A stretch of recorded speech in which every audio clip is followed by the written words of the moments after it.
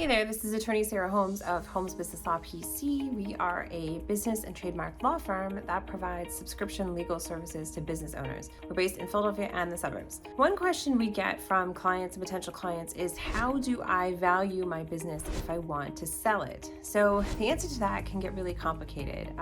The number one way that you could get a valuation for your business is to actually go and pay an expert to have a formal valuation done. Now, what that means is that this person, they likely work in, for most of the time, we find it in a forensic type accounting firm, financial experts. This is someone that has a lot of credentials. And what they're really going to do is they're going to do a thorough research job of your business and your industry and all the different factors that go into it.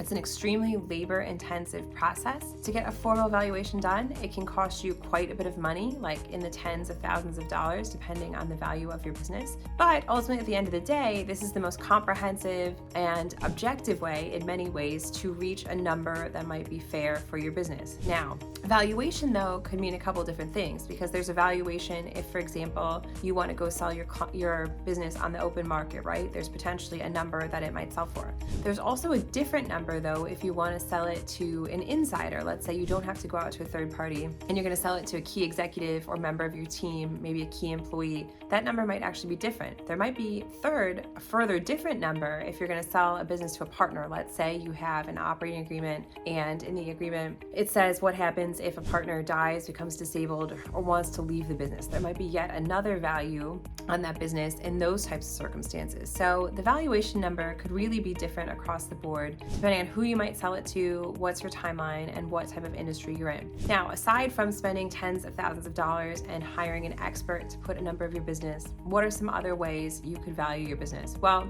one could be different types of multiples. If you've ever watched Shark Tank, you will hear people speak about EBITDA, earnings before interest, taxes, depreciation. Those might be multiple numbers that are used in your industry to arrive at a value. But again, you have to consider, for what purpose are we doing this? For example, on Shark Tank, people are on there because they're looking for investors to come in and give their business money. So those are valuations or quick ways of calculating the value of a business in order for an outside investor to come in. If you are thinking about just selling your business, like the whole thing, 100% of it outright, that might not be the same formula you would use for an outside buyer. But you could certainly do some research, see what other industry businesses like yours have maybe sold for or have taken investors for, and see what the common multiple is in your industry. So that would be option number 2. What's option number 3? Option number 3 could be going to someone like a CIPA, which I happen to be a CIPA, which is a certified exit planning advisor. And what we do is we walk you through a methodology to come up with a potential value for your business. Now, we are not